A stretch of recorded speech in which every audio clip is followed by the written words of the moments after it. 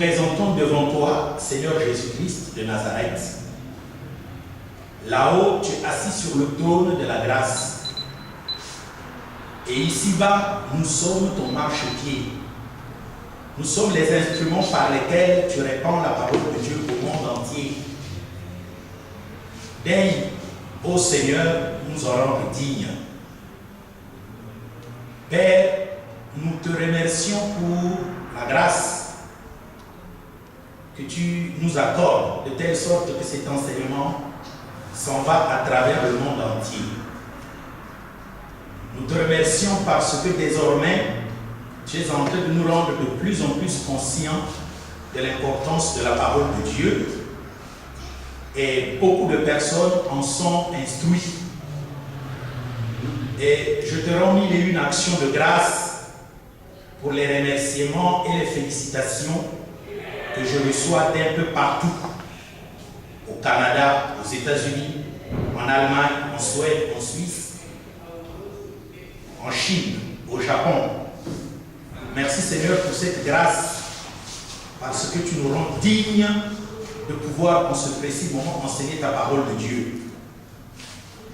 Je te rends aussi des actions de grâce pour les fidèles compagnons, mes frères et mes sœurs avec lesquels nous persévérons dans cette lutte dure et rude.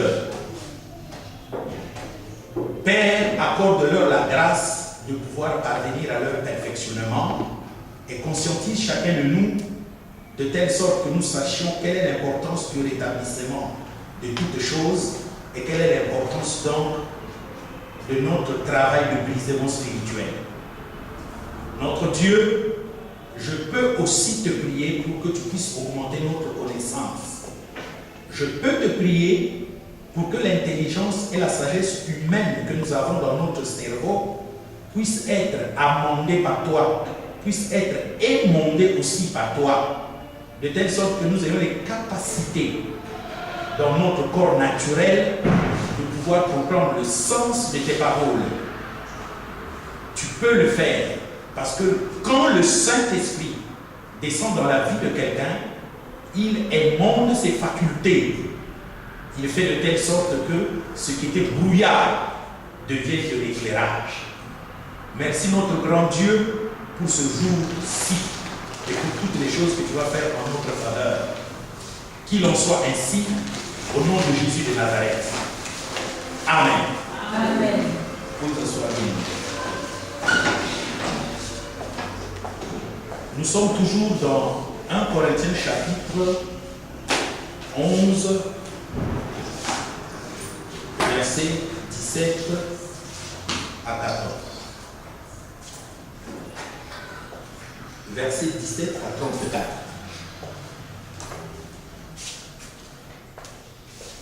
Amen.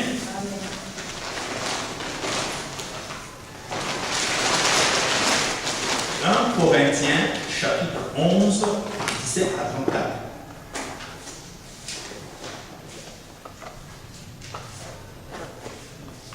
Donc, nous avons toujours notre pensée sur ce texte et nous avons notre texte ouvert parce que nous sommes en train d'étudier ensemble.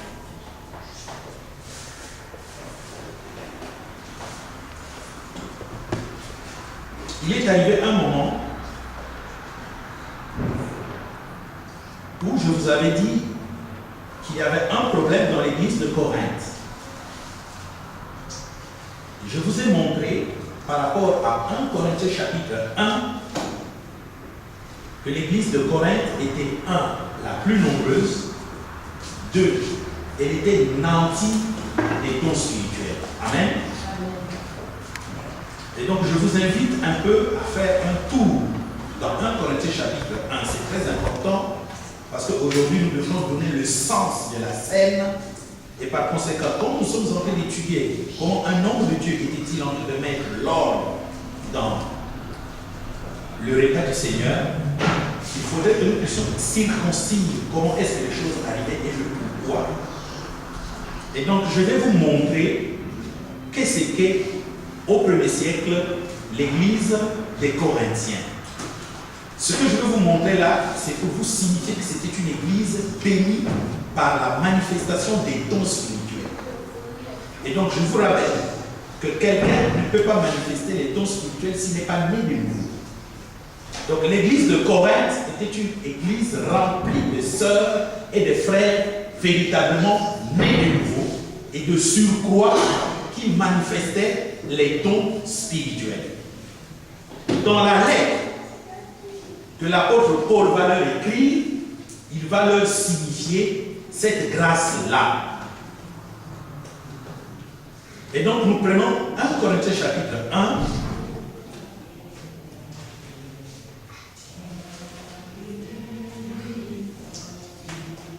Chapitre 1.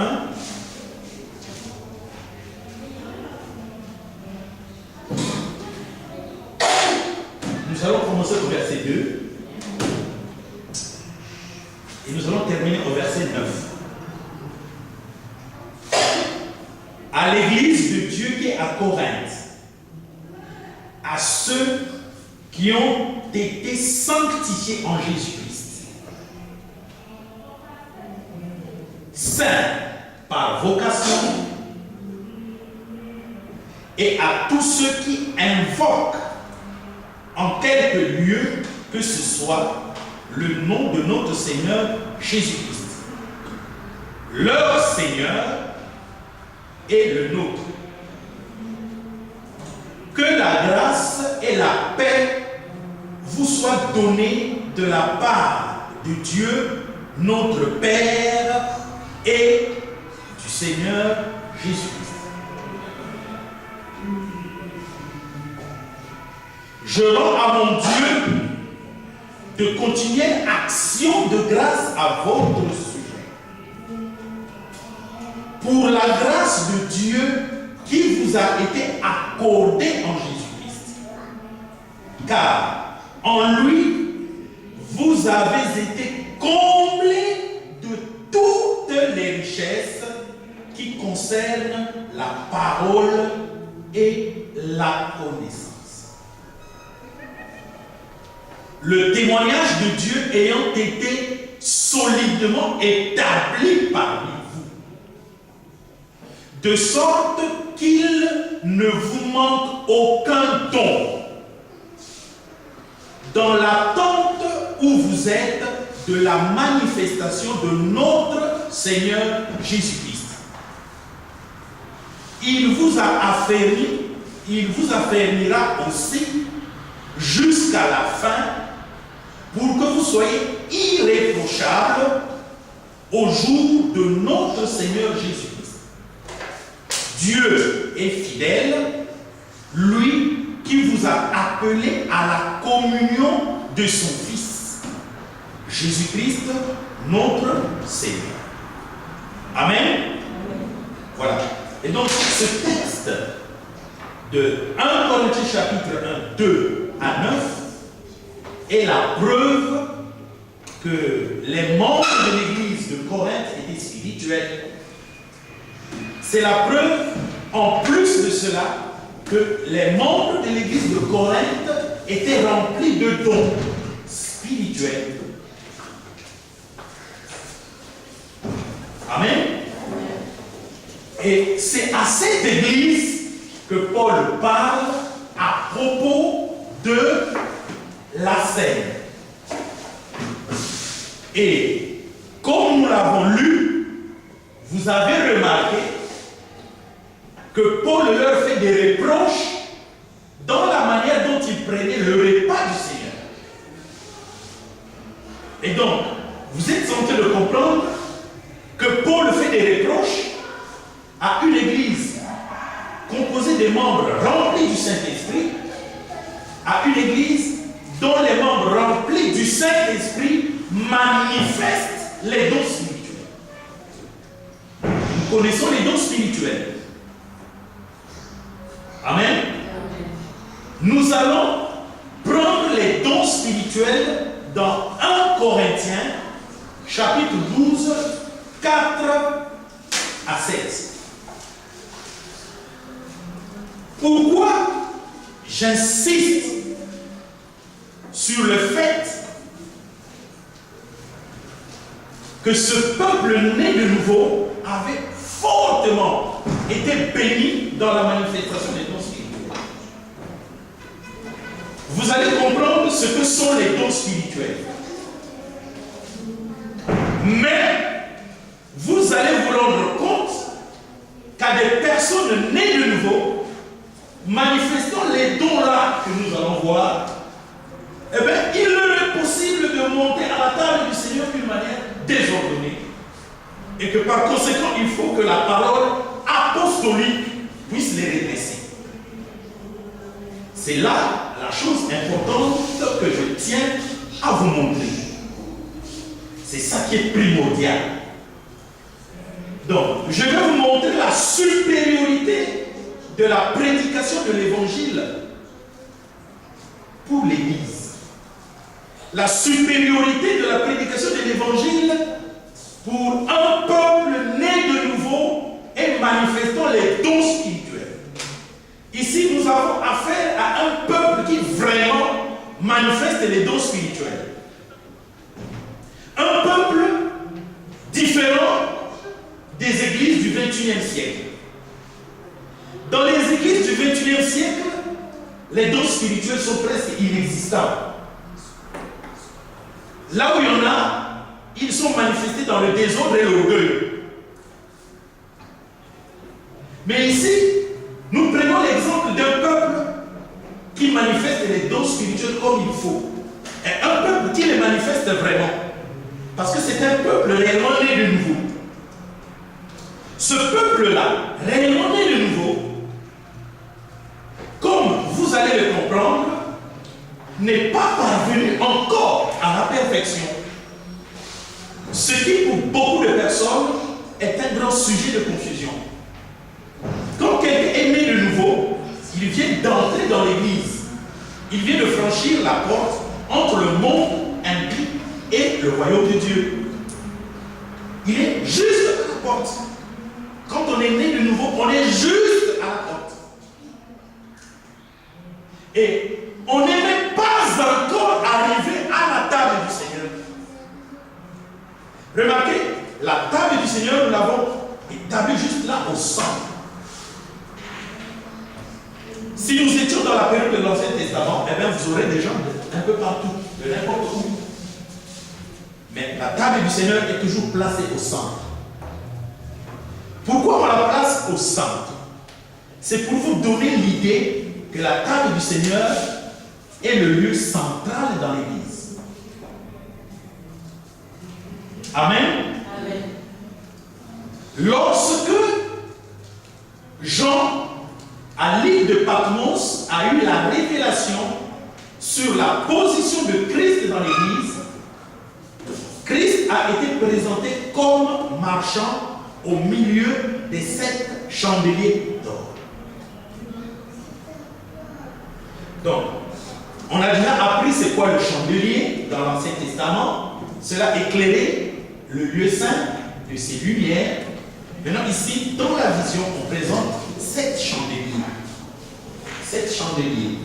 C'est-à-dire que c'était comme un cercle que les chandeliers avaient fait. Et le Christ marchait au milieu. Amen. Qu'est-ce que cela nous rappelle? Cela nous rappelle la position de Christ dans le jardin d'Éden. Genèse chapitre 2, 8 à 17.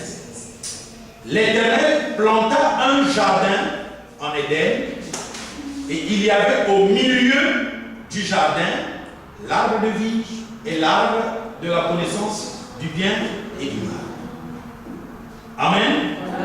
Il y avait l'arbre de vie et l'arbre de la connaissance du bien et du mal. L'arbre de vie, c'est Jésus-Christ. L'arbre de la connaissance du bien et du mal, c'est l'homme. L'être humain qui n'est pas né de nouveau. C'est le symbole de l'être humain qui n'est pas né de nouveau. Amen. Dans l'église, suivez-moi attentivement, il y a 7 chandeliers tout autour. Au milieu, il y a l'arbre de vie. Mais il n'y a plus l'arbre de la connaissance du bien et du mal. Parce que l'arbre de la connaissance du bien et du mal n'a plus sa place dans l'Église. Amen. Amen. L'arbre de la connaissance du bien et du mal n'a plus sa place dans l'Église. Parce que l'Église est le peuple qui a vaincu la chair et l'esprit humain. Suivez-moi attentivement. Par le baptême d'eau, par le baptême du Saint-Esprit, par le baptême de feu,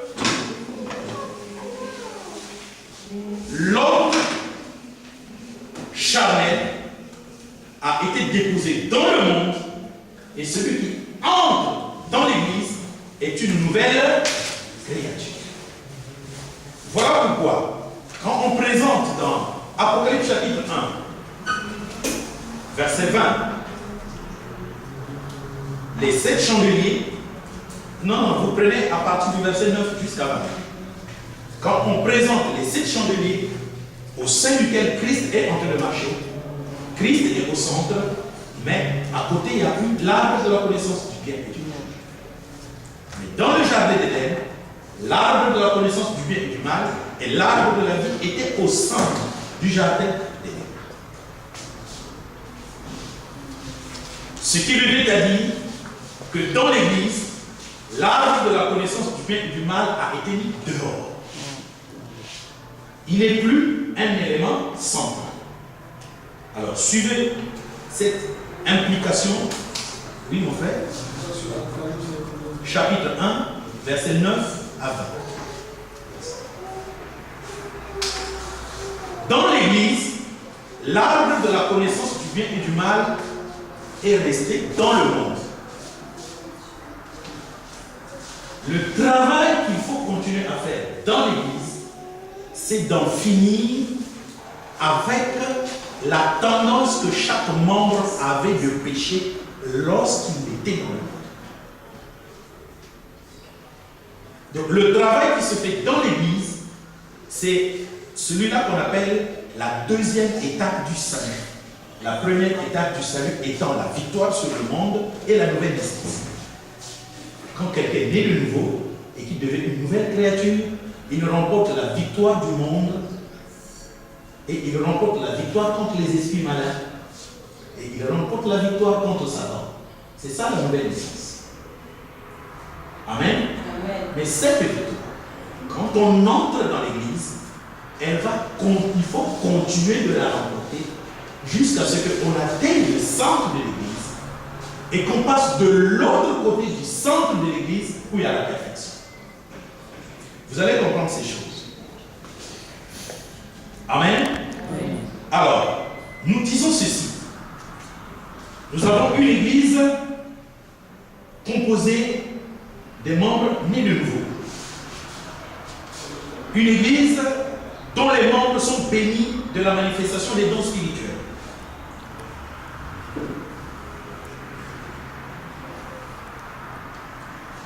Et parlons des dons spirituels. 1 Corinthiens chapitre 12. Verset 4.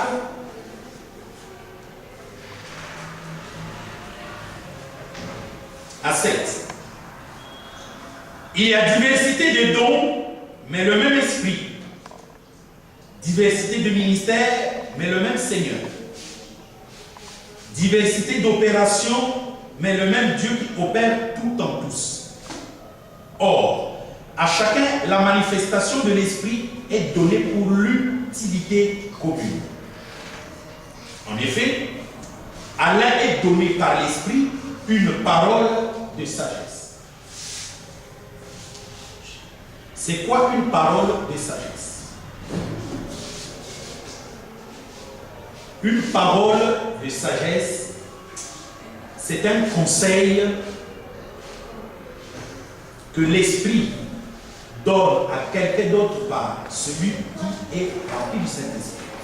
Ce conseil concerne la marche spirituelle ou la bonne marche spirituelle. C'est ce qu'on appelle la parole de sagesse. La parole de sagesse, c'est quelqu'un qui est rempli du Saint-Esprit qui peut dire à un frère ou une sœur remplie du Saint-Esprit comment on doit marcher en Christ. C'est un don spirituel. Donc cela se manifeste pour conseiller un membre de l'Église de bien marcher selon la parole de Dieu. C'est ça qu'on appelle une parole de sagesse. Retenez-le. La parole de sagesse, c'est le Saint-Esprit qui le produit dans une personne née de nouveau pour conseiller un membre de l'Église, fille de Dieu, fils de Dieu, à bien marcher dans le Seigneur. La parole de sagesse. La Bible continue de dire, à un autre, une parole de connaissance selon le même esprit. Qu'est-ce que la parole de connaissance?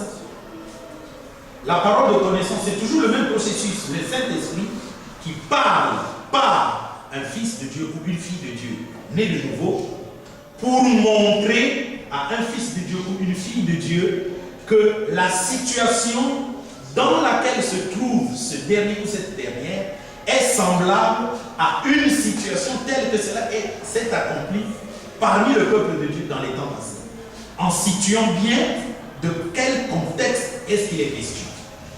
Et en même temps, c'est aussi un né de nouveau qui dit à quelqu'un ce qui peut lui arriver dans le futur, tout simplement par rapport à la doctrine de notre Seigneur Jésus-Christ.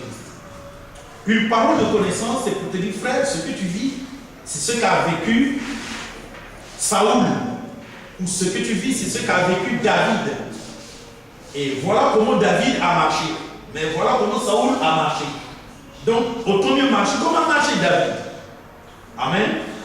Une parole de connaissance, c'est une parole qui va dire, frère, dans la situation où tu te trouves, tu finiras comme ceci. Parce que, quand ceci est arrivé à Thomas, voilà ce qui lui est arrivé après. Ou quand ceci est arrivé à Judas, voilà ce qui est arrivé à Judas. La parole de connaissance situe une situation contemporaine, une situation moderne, une situation du temps présent par rapport à la chronologie, soit du passé, du présent ou de l'avenir biblique. Une parole de connaissance éclaire un homme pour lui dire, dans la situation dans laquelle tu te trouves, ce qui s'est passé pour le peuple d'Israël par exemple, ou ce qui s'est passé pour l'Église du 1er siècle, se passera aussi dans ta vie. Parce que qu'on le veuille ou pas, le principe de Dieu dans ta situation commence comme ceci et finira toujours comme ça. C'est ça une parole de connaissance. C'est comme une prophétie, mais qui éclaire l'homme du temps présent pour lui montrer comment a commencé sa situation et comment elle va finir. La parole de connaissance dit à quelqu'un, dans la situation où il se trouve, ce qui va lui arriver. Ce qui va lui arriver là ne vient pas du Saint-Esprit qui l'insuffle en quelqu'un, mais cela vient de la maîtrise de l'histoire, la maîtrise de la connaissance de la parole de Dieu, la maîtrise de ce qui s'est passé dans le passé, dans le présent et ce qui viendra dans le futur qui est infaillible. Amen. La parole de connaissance. C'est un don spirituel par lequel tu situes bien la situation de quelqu'un, lui disant ce qui lui est arrivé, ce qui lui arrive et comment ça va se prolonger. Donc la parole de connaissance oriente quelqu'un. La parole de connaissance éclaire quelqu'un de la situation dans laquelle la personne se trouve. Il y a des gens qui sont dans une situation mais qui ne savent pas réellement ce qui leur arrive. Cette personne-là peut bien être en Christ. Elle appartient au Seigneur. Elle est née de nouveau. Elle a le Saint-Esprit. Mais dans ce qui lui arrive, elle ne sait pas bien ce qui se passe parce qu'elle n'a pas une bonne lecture de l'histoire biblique. Elle n'a pas une bonne lecture de la manière dont les choses se passent dans le royaume de Dieu. Elle n'a pas une bonne lecture des relations entre Dieu et l'homme de Dieu. Et donc la parole de connaissance vient pour éclairer. C'est comme une prophétie qui dit à quelqu'un ce qui va lui arriver, ou ce qui lui est arrivé, ou ce qui lui arrive, par rapport à la manière dont Dieu a marché avec les autres membres du peuple de Dieu, tel que la Bible nous le présente. Amen. Amen.